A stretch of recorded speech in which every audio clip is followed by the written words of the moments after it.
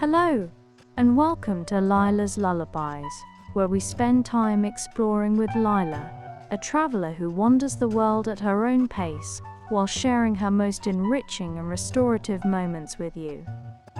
In tonight's story, we'll follow Lyla as she explores some iconic parts of London during the Christmas season. There's nowhere you need to be, nothing you need to remember, just settle in, get comfortable and let yourself go. We're so glad you're here. Whenever you're ready, let's begin. The train eased into Waterloo Station with a gentle sigh, and Lyla gathered her coat and bag from the seat beside her. Through the window, she watched the platform slide into view, the high arched roof of the station stretching overhead, its iron and glass framework filtering the pale December light into something softer, almost luminous. She'd always liked arriving by train. There was something about the gradual slowing, the sense of being delivered rather than simply arriving, that made travel feel intentional and calm. She stepped onto the platform, joining the stream of passengers moving toward the main concourse. The station hummed with quiet energy, the low rumble of voices, the distant announcement of departures, the rhythmic clatter of suitcase wheels on tile. Waterloo at Christmas time had a particular atmosphere. Garlands of evergreen draped the pillars, and small white lights twinkled along the edges of shop fronts. A busker near the ticket barriers played something warm and jazzy on a saxophone, the notes drifting upward into the cavernous space. Lyla paused at the edge of the concourse to adjust her scarf, a soft wool one in deep green that her sister had given her last year. She tucked her hands into her coat pockets and breathed in the station air. Coffee, pastry, the faint metallic tang of the tracks, and something sweet she couldn't quite place. Cinnamon, maybe, she smiled. London in winter always smelled like cinnamon. She made her way toward the exit, passing a small Christmas tree decorated with silver ornaments that caught the light as people hurried past. A woman with a red hat stopped to take a photograph, and a child tugged at his father's hand, pointing at the star on top. Lyla found herself slowing, letting the crowd part around her, content to simply be here, in this moment, with nowhere pressing to be. Outside, the air was crisp and clean, the kind of cold that sharpened everything without biting. The sky was a pale, even gray, not gloomy but soft, as though the city were wrapped in a quiet blanket. Lyla turned left and began walking toward the river, her breath visible in small clouds that dissipated almost as soon as they formed. The streets near Waterloo were busy but not rushed. People moved with purpose but without urgency, carrying shopping bags and takeaway cups, their faces pink from the cold. A man in a long coat stood at a flower stand, considering a bunch of white roses. A couple walked past arm in arm, laughing about something, their voices bright against the winter air. Lyla crossed the road and found herself at the approach to Westminster Bridge. She paused at the base of it, looking out over the Thames. The river was a smooth, muted silver, reflecting the sky without much variation. A riverboat chugged past, its engine a low, steady thrum, and she watched it for a moment, imagining the passengers inside, warm and dry, sipping tea as the city unfolded around them. She started across the bridge, her footsteps light on the pavement. The bridge was wide and sturdy, its iron railings painted a deep green that seemed to hold some warmth even in the cold. To her left, the London Eye rose in a slow, graceful arc, its glass pods catching the diffused light. To her right, The Houses of Parliament stretched along the riverbank, the Gothic spires and towers impossibly detailed, like something carved from lace. And there, of course, was Big Ben, or Elizabeth Tower, as she reminded herself, though everyone still called it Big Ben. The clock face gleamed gold against the pale stone, the hands marking the time with quiet authority. It was just past 2 in the afternoon. Lyla stopped midway across the bridge and rested her hands on the railing, simply looking. She'd seen it before, many times, but it never quite lost its effect. There was something about the combination of grandeur and familiarity that made it feel both monumental and strangely comforting, like a landmark that belonged to everyone and no one all at once. A group of tourists gathered near her, taking turns posing for photographs. A teenager in a red puffer jacket handed his phone to a friend and grinned widely, throwing up a peace sign. Lyla smiled to herself and moved on, continuing toward the far side of the bridge. As she reached the end, the buildings of Westminster rose before her, solid, stately, dignified. She turned right onto the pavement that ran alongside Parliament Square, where the traffic moved in a steady, orderly flow. The square itself was open and green, the grass a deep winter color, almost blue-green in the pale light. Statues stood at intervals. Churchill, Mandela, Lincoln. Figures from history keeping silent watch. Lyla passed a group of schoolchildren in navy uniforms, clustered around their teacher who was pointing toward the Abbey. The children were attentive mostly, though one boy in the back was more interested in a pigeon pecking at the ground near his shoe. Lyla remembered school trips like that, half listening, half absorbed in some small detail that seemed, at the time, far more interesting than anything the adults were saying. She crossed toward Westminster Abbey, and as she approached, the sheer scale of it became apparent. The western facade rose before her, all vertical lines and intricate stonework, the twin towers at the top, reaching into the grey sky. The windows were tall and narrow, their tracery delicate, despite the weight of the stone around them. Lyla had been inside once, years ago, and she remembered the hush of it, the way sound seemed to settle into the walls, absorbed by centuries. Today she didn't go in. Instead, she walked slowly along the side of the Abbey, taking in the details. The way the stone had aged in patches, darker in some places, lighter in others. The small iron gates that led to side entrances. The way the building seemed to anchor the entire area, as though everything else radiated outward from this single point. A small Christmas market had been set up nearby, just a handful of stalls selling mulled wine, roasted chestnuts and handmade ornaments. The smell of spiced wine drifted toward her, warm and sweet, mingling with the wood smoke from a brazier where chestnuts tumbled in a shallow pan. Lyla slowed, letting herself be drawn in by the sounds.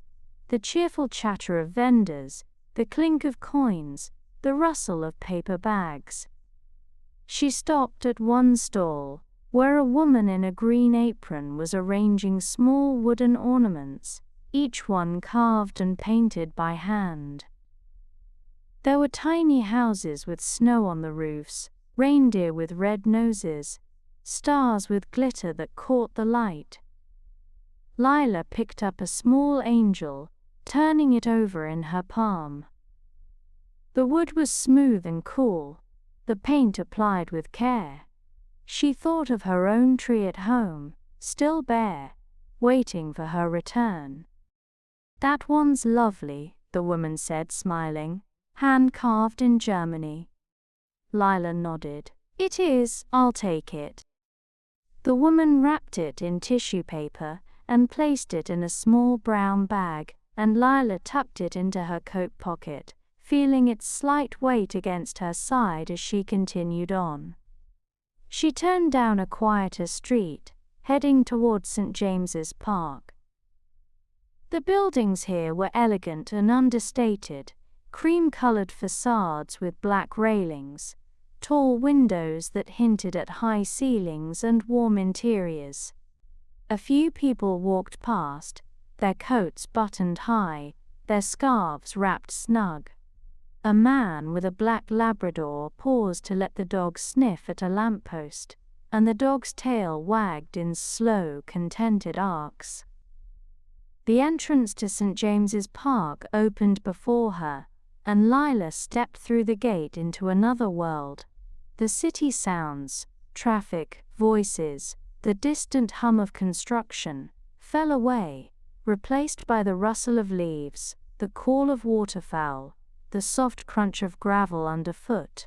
The park stretched out in shades of green and gray and gold, the trees bare but beautiful, their branches forming intricate patterns against the sky. Lyla followed the path that curved along the edge of the lake. The water was still, reflecting the pale sky and the dark shapes of the trees. Ducks paddled near the shore, dipping their heads under the surface in search of food. A swan glided past, serene and unhurried, its reflection trailing behind it like a memory. She passed a bench where an older man sat with a newspaper folded in his lap, his hands resting on the top of a wooden cane. He nodded as she passed, and she nodded back, a small acknowledgement that felt easy and natural. The path led her past flower beds that, even in winter, held a certain beauty, the structure of the plants still visible, the stems and seed heads forming their own kind of architecture. A robin perched on a low branch, its red breast bright against the muted tones of the park, and it regarded her with a tilted head before flying off toward the undergrowth. Lyla continued on, crossing a small bridge that arched over a narrow part of the lake.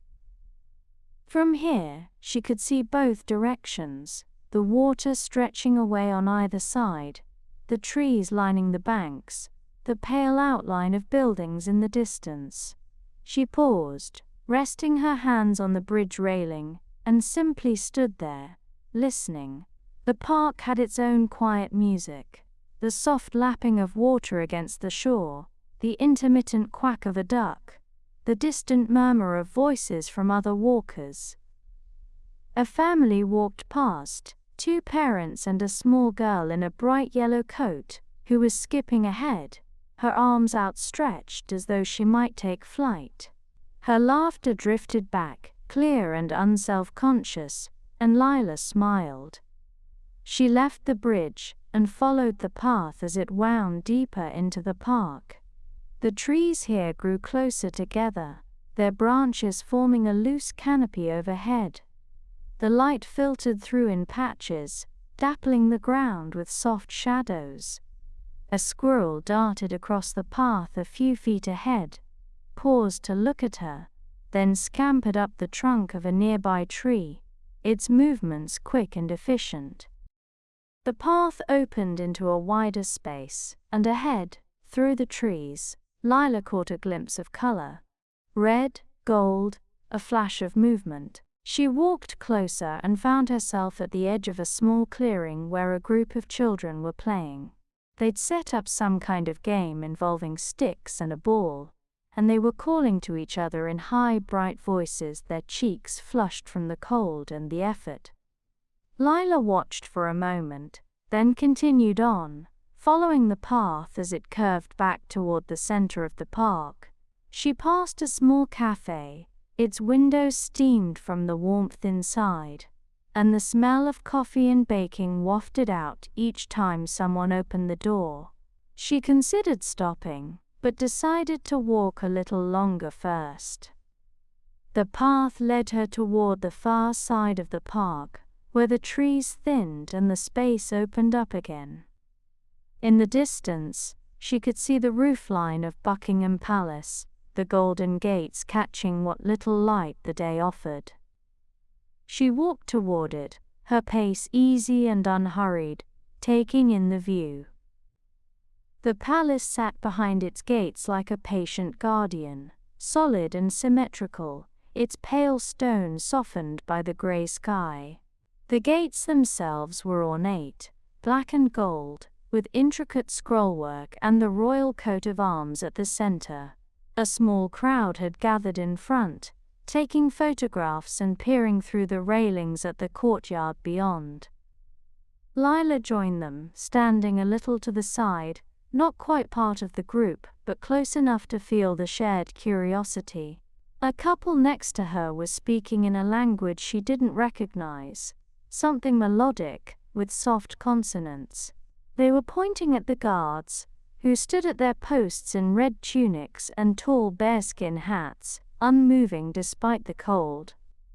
She watched for a few minutes, simply observing the way people moved around the space, the way they positioned themselves for photographs, the way children pressed their faces between the bars of the gate, trying to see more. There was something quietly festive about it all, a sense of occasion without fuss. A light drizzle began to fall, so fine it was almost mist, each drop barely perceptible on its own, but together creating a soft veil over everything. Lyla pulled her hood up and turned back toward the park, deciding it was time for that coffee after all. She retraced her steps, following the path back through the trees, past the lake, over the small bridge. The park seemed quieter now, or perhaps it was just that the mist muffled the sounds, softening everything even further. A few brave souls were still walking. A man with headphones, lost in his own world. A woman with a tartan scarf, walking briskly with her hands in her pockets. A pair of joggers, their breath coming in steady clouds. The café appeared ahead, its warm light glowing through the misted windows. Lyla pushed open the door and stepped inside, and the warmth enveloped her immediately. A contrast so sharp and welcome that she paused just inside the threshold to let it sink in. The café was small and cozy, with mismatched chairs and tables, walls painted a soft cream, and shelves lined with books and plants. A chalkboard menu hung behind the counter, listing soups and sandwiches and various hot drinks in cheerful, looping handwriting. Christmas decorations hung from the ceiling. Paper chains and silver stars, nothing too elaborate, just enough to mark the season. Lyla approached the counter, where a young woman in a green apron smiled at her. "What can I get you?" "A cappuccino, please," Lyla said. "And maybe one of those mince pies." "Good choice. I'll bring it over to you." Lyla found a table by the window, where she could look out at the park, and she settled into the chair with a sigh that came from somewhere deep. Her feet, though not sore exactly, were grateful for the rest. She unwound her scarf and draped it over the back of the chair, slipped out of her coat, and let herself sink into the moment. The cappuccino arrived a few minutes later, the foam decorated with a small heart, and the mince pie sat beside it on a small plate, dusted with powdered sugar. Lyla wrapped her hands around the warm cup and took a sip. The coffee was rich and smooth, the foam just aerated enough to hold its shape. Perfect. She broke off a piece of the mince pie and tasted it, sweet and spiced, the pastry crumbling perfectly, the filling warm with hints of cinnamon, nutmeg and orange. She closed her eyes for a moment, savoring it, letting the flavors settle. Outside, the mist had turned into a light, steady rain, and the park took on a different character, softer, quieter, the colors muted but somehow richer. The trees looked darker, the grass greener, the water of the lake a deep, smooth gray. A few ducks huddled on the bank, their feathers fluffed against the rain, looking perfectly content.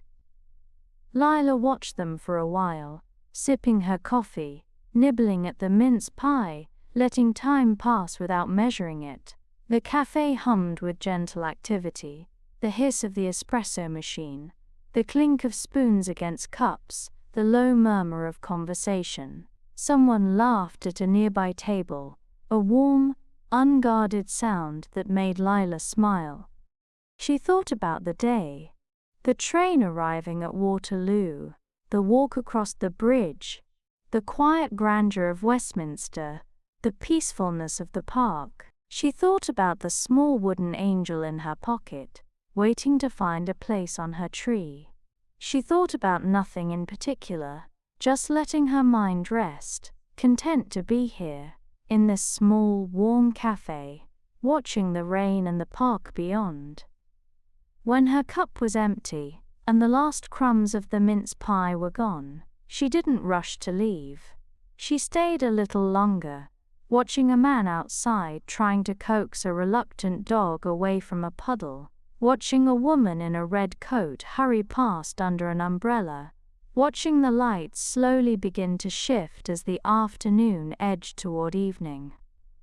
Eventually she gathered her things, wrapped her scarf back around her neck, and pulled on her coat. The cafe was warm and inviting, but the day was waiting, and she felt ready to step back into it. She pushed open the door and stepped outside.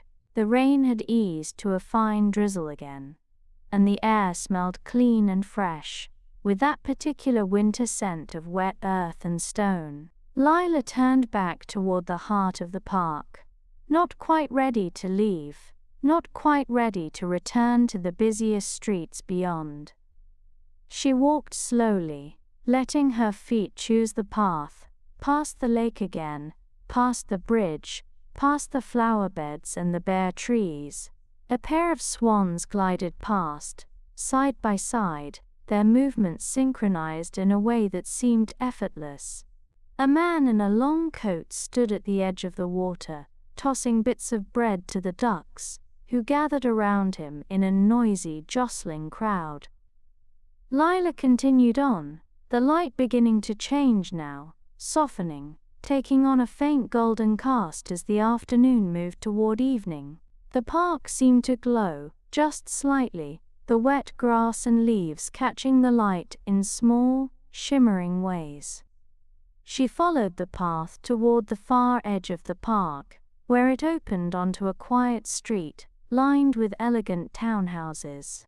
Lights had begun to appear in windows, warm, inviting squares of gold against the grey facades.